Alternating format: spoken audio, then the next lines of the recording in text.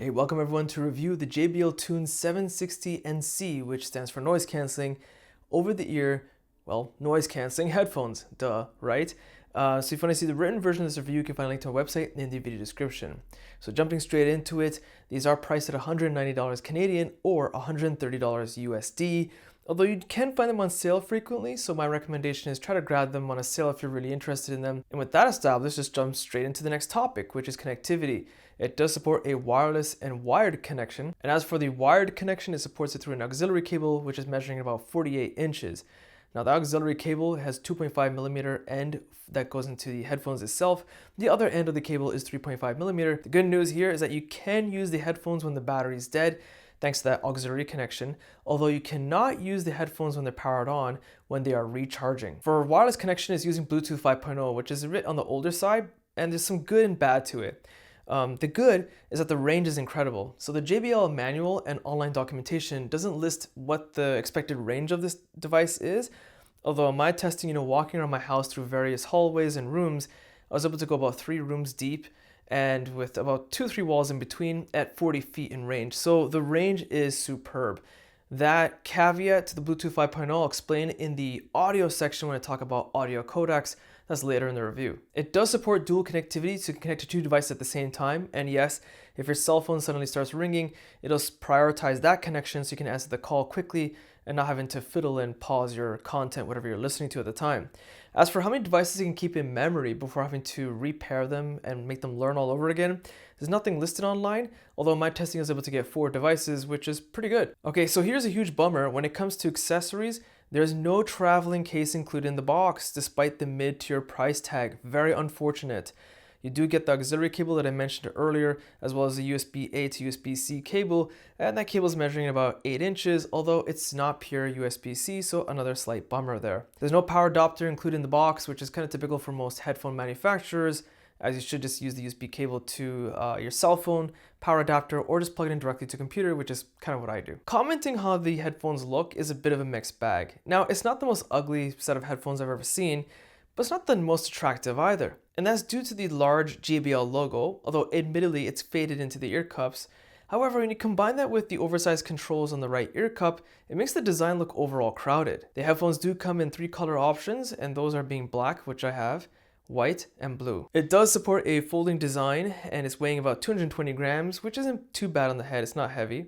And the body construction is rather firm and solid. It seems like it can take a fair bit of abuse before, well, getting damaged permanently, thankfully. Now the question on if they're dust and water resistant, I want to say no, because I couldn't find any information about that specific information, again, in the manual or online documentation, so best to not try to get it too dirty or wet at all. For comfort, when wearing glasses or not wearing glasses, they're fairly comfortable, as we're able to wear them for a couple hours straight with no irritation, no sweaty ears, nothing of the sort.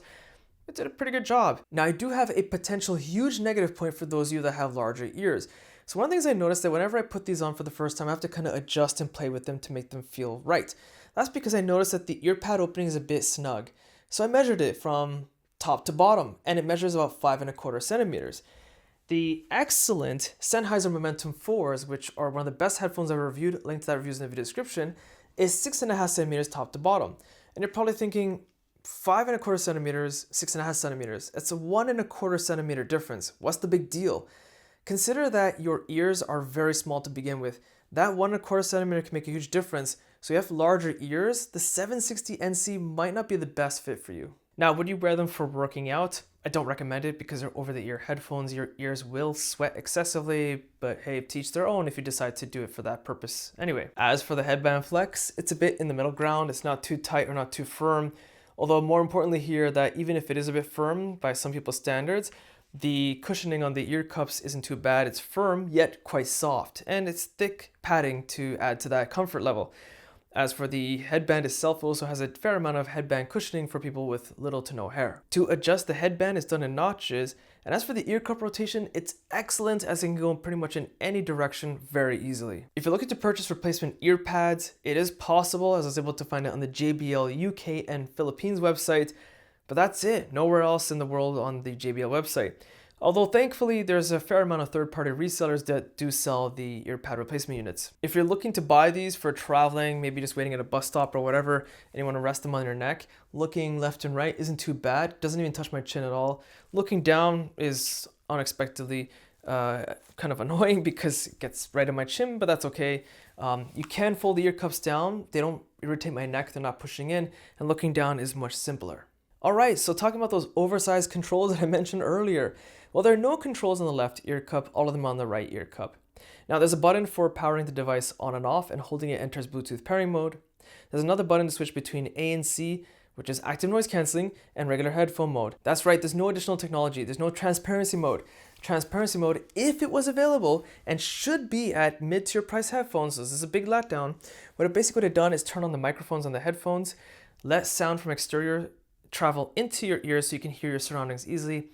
Transparency mode is not available at all. Continuing on with the controls, there's a volume down button. Holding it will go to the previous track. There's a middle button that will play or pause content. It's also used to answer or hang up a call.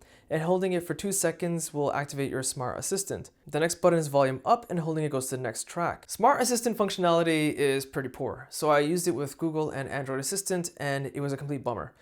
So whenever I used it, Google would start listening for command, but it didn't play the tone to let me know that it's listening. So I had to just assume it's waiting for a command.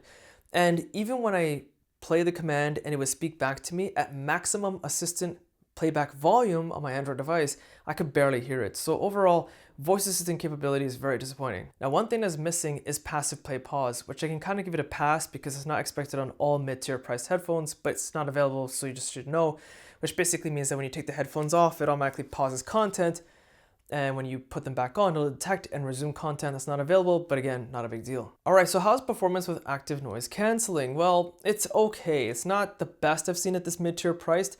It's not the worst either. It just performs meh.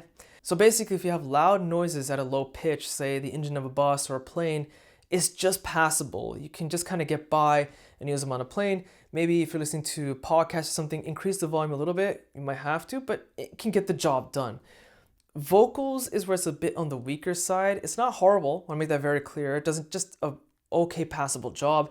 You can still hear what people are saying with nothing playing. You can hold a conversation. It's just people will sound quite muffled. Of course, if we were to play content, it's a lot easier to ignore what people are saying. So if you're taking on a bus, perhaps with a lot of noisy people, again, might just have to crank up the volume a little bit if you're listening to news or podcasts. It's passable for your traveling requirements. Now, when it comes to passive noise canceling, so no technology, just wearing the headphones as is, all the noise, of course, obviously gets muffled quite a bit because they're over-the-ear headphones. It'll cover up your ears. You can still hold the conversation rather easily, so best to use ANC mode for the most part if you can. There's no side tone available, which again shouldn't be expected on all mid-tier priced headphones. What that basically means is that when you're on a phone call, when you're talking to someone, you can hear your own voice and surroundings. That's not available on these headphones. Okay, so let's talk about the battery. All my testing results with the battery were performed at 60% volume. So when it comes to active noise cancelling, JBL claims that the battery lasts about 35 hours. In my testing at 60% volume, we got better at 38 hours. For regular headphone mode, JBL claims it'll last about 50 hours. I got better at 57 hours. So battery performance is better than what JBL advertises. To recharge the battery, JBL says it takes about 2 hours, and I got about the same in my testing. The USB-C charging port is located on the top of the right ear cup, just under the headband. All right, so I'm doing a microphone test in a quiet setting, and you're hearing everything through the 760 noise cancelling microphone. I'm gonna switch over to a noisy environment and let you listen what it sounds like through the camera microphone and compare it to the 760 microphone to see if we can isolate and remove a lot of the background noise. And then finally, we're gonna do a wind test with the fan sitting about 3 feet away from me. Okay, so replicating a noisy environment with the camera microphone. Sounds pretty bad. Switching over to 760 microphone, see if we can isolate a lot of the background noise as I keep talking. I'm gonna stop talking for a few seconds to see if you can hear that noise coming through. All right, lastly, I'm doing a wind test while talking, turning in various directions to see if the wind can come into the microphone and will it be canceled out at an adequate amount or not. Okay, so let's talk about audio codec and where it kind of suffers regarding that connectivity. It supports AAC, but there's no SBC.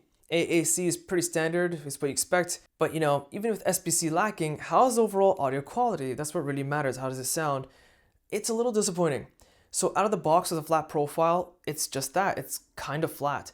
Now, it's not like it's horrible headphones. It's not going to sound like $30 paired headphones, but it's not going to sound like what you expect at $190 Canadian or 130 USD. What matters here is equalizer adjustment because you can customize and play with it. So using a third-party equalizer in my testing, bass was overall disappointing.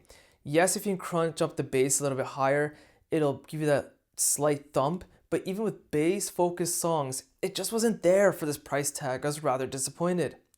Vocals was even a worse situation because when I increased the mids quite up high, what would happen is that it made the soundstage narrow, right? The sound was coming here from the vocals, but you want the vocals to come from all around, right? It wasn't doing that, so rather disappointing. When it comes to increasing the highs, yet another unfortunate circumstance is that increasing the highs just ever so slightly would make the pitch a bit too sharp and really annoying for my ears.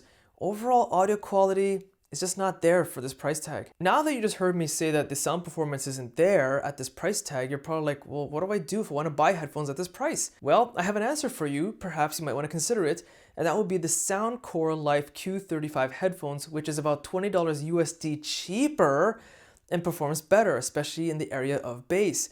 I do recommend you check those out. There's a link to that review in the video description. That might be the option for you this price tag.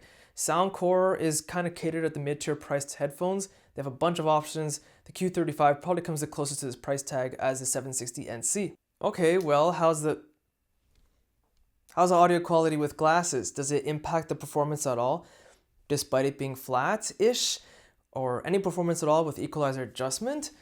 Does it get worse or does it stay the same? Well, the truth of the matter is it stays the same. Usually with over-the-ear headphones, the biggest culprit with wearing glasses is that bass leaks out tremendously. And notice with all of their over-the-ear headphones, because you have the glasses frame poking out of the cushion, so a lot of bass comes out. But because the bass isn't that strong to begin with, you don't really notice a performance difference when wearing glasses or not wearing glasses. And on the last topic of software, for those who are listening very carefully, would have noticed that I said third-party equalizer. That's because there's no native app functionality for these headphones. At this price tag, that is kind of unacceptable. And I'm not the only one that's experiencing this. I validated it by researching the internet. There's a Reddit forum post where people are complaining about the same thing. Overall, it's just rather disappointing. These should not be at the price that they're at. They're 190 Canadian. They should honestly be closer to like $70, $80. That sounds harsh, but I'm just being fair. That's exactly where it should be priced at compared to a lot of headphones I reviewed. So in the US, it's about 130, so drop it back to about $60 USD. It's just missing major items that just makes you consider that, well, don't consider them. Skip it instead, unfortunately. So that's what you have, and I hope you found this video useful. If you did, check out my social links and website link in the video description. Hit the like button, it does help, subscribe, and thanks for watching.